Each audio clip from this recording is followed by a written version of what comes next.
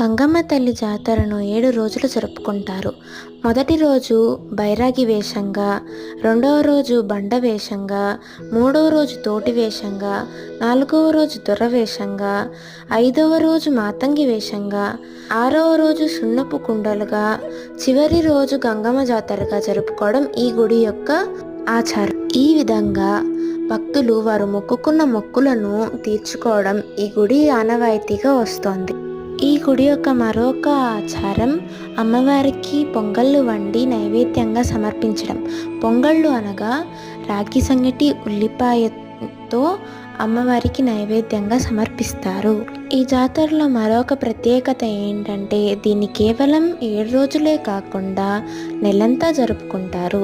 వారంలో 2 రోజులు ఇంటి నుండి పొంగళ్ళు వండి కావడితో తీసుకొచ్చి పసుపు కుంకాలతో పాటు అమ్మవారికి నైవేద్యంగా